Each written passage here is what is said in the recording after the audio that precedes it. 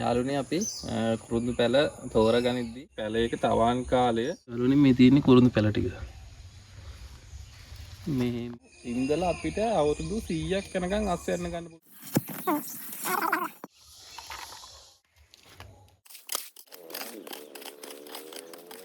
ඉතින් දැන් වර්ෂා කාලය ආයෙමත් ඇවිල්ලා තියෙන්නේ. පහුගිය දවස්වල නම් හොඳටම පැහැවුවා. දැන් අපිට නැවත වගාවල් පටන් ගන්න පුළුවන්. හරි අපි බලමු මේ කුරුඳු ඉඳන් ඉස්සෙල්ලා කුරුඳු ගැන පොඩි විස්තර ටිකක්. කුරුඳු මොන වගේ ශාකයක්ද, කොහෙද හැදෙන්නේ, ලංකාවට ආවේනික ශාකයක්ද, ඒ වගේ පොඩි විස්තර ටිකක් මම ඔයගොල්ලන්ට දෙන්නම්.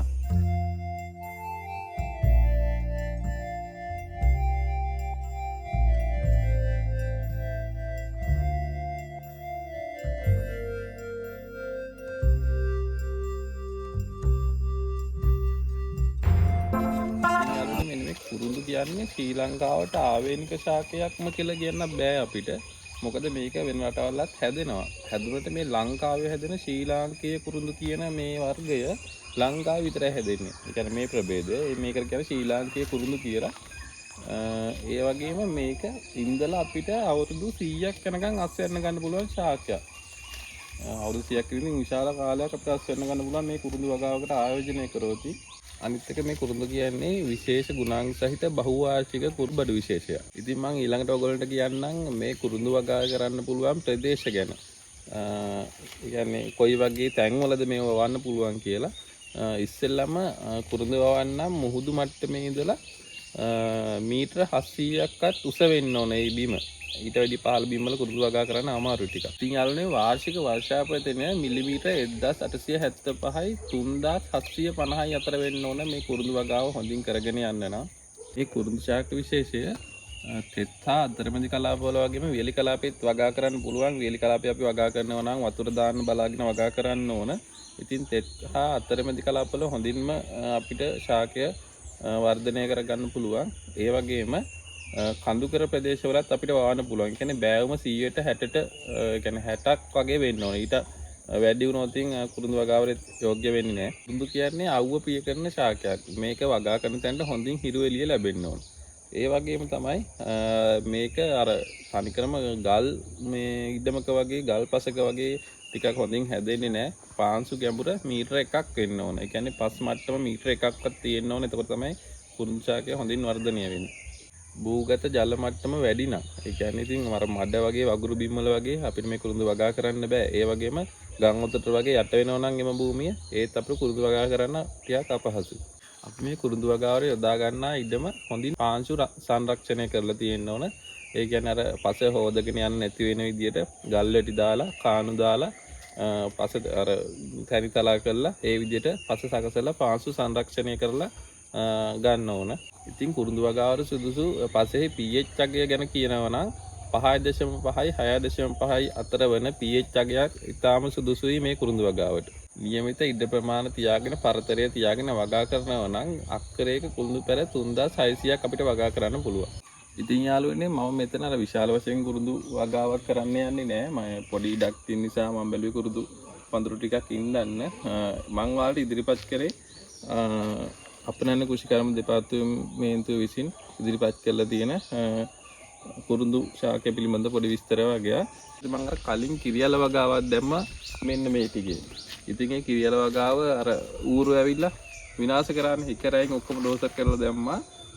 මාස 5ක් වගේ ගියේ අල හැදෙන්න උනේ නැහැ. ඌරු ඇවිල්ලා විනාශ කරලා දැම්මා. දැන් ඉතින් මේ සැරේ මම මෙතන අර කිරියල වගා කරන්න යන්නේ නැහැ. ඌරුගෙන් බේර ගන්න බැරි නිසා මේ ටික කුරුඳු වගාවක් දාන්න කියලා බැලුවේ. ඉතින් ඒකේ වීඩියෝ එක ඔයාලත් එක්ක පොඩ්ඩක් ෂෙයා කරගන්න හිතුවා. ඉතින් මේ ටික අර බැද්ද වැවිලා එහෙම තිබුණේ මම ඉස්සෙල්ලා සුද්ධ කරගත්තා.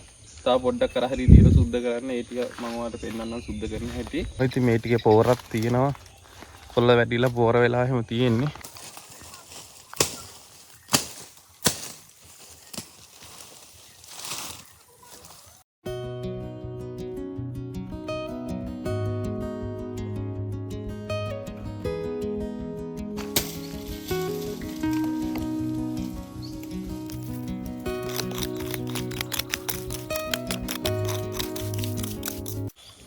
මෙන්න යාළුවනේ මොනවද මේ එන්සල් ගහ.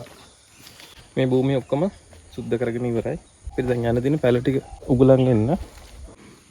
ඔන්න බලන්න ඔයගොල්ලෝ දකින්න ඇති කලින් තිබ්බ විදිය මේ ටික පොල් අතු වැටිලා කොළ වැටිලා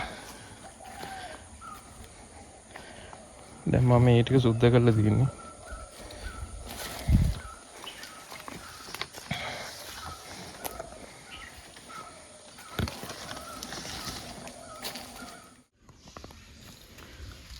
යාළුවනේ මේ තියෙන්නේ කුරුඳු පැල ටික. මේ ටික මම අර මෙතන නිකන් පස් ගොඩක් වගේ තිබ්බේ. එතෙන්ට මේ නිකන් අර කුරුඳු යට ගෙනල්ලා දැම්මා. තවන් කරා. ඊට පස්සේ දැන් මේ මාස 3ක් විතර ඇති මං හිතුවා. මේ තියෙන දැන් පැල ටික.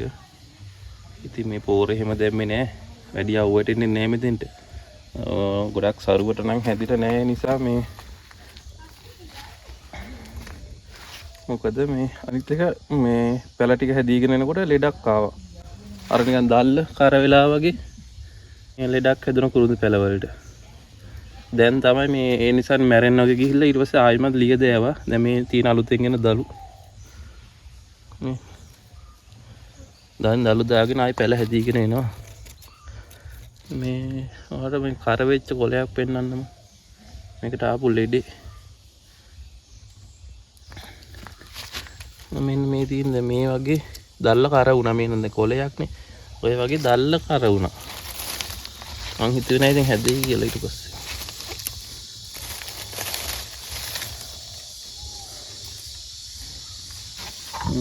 කොහොමද දැන් පැල් ටික ඔය ගානට තියෙනවා. දැන් මේව තමයි මම පල්ලෙහා ඉඳන් උගලගෙන ගිහිල්ලා බලමු. යාළුවනේ අපි දැන් කුරුඳු පැල් ටික ගලව ගන්න හදන්නේ. මේ ඇලවංගුවෙන් අනලා තමයි මම ගලවන්නේ. මේ මුල් ටික කැඩෙන්නේ නැති වෙන්න. ටිකක් යටට ඇනලා වගේ ගන්නවා මේ විදිහට.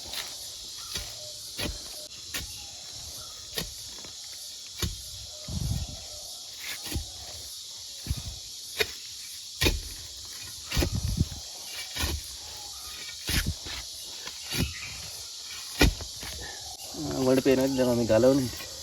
ඔන්න ඔහොම. එතන මුල් කැඩෙන්නේ නැහැ මේ ඇලවංගු යටට බස්සලා තියෙන්නේ. දැන් ඉතින් පැල් ටික ගන්න පුළුවන්.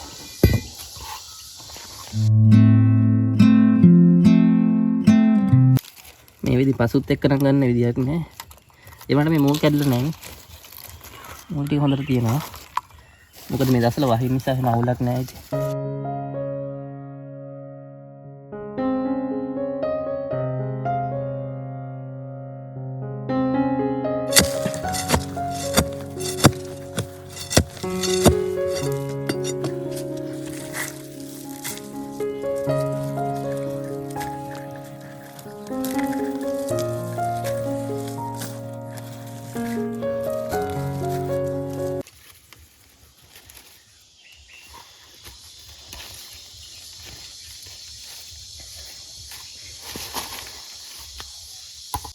මේ අදට අපි ටිකක් ගලව ගත්ත යාළුවනේ. තව ගොඩක් තියෙනවා. අපි දැන්ට මේ ටික ඉඳගෙන බලමු. තව වෙලාව තිබ්බොත් ඊට ටිකක් ඉඳගමු. අපි මේ ටික ඉඳගෙන හිටි බලමු.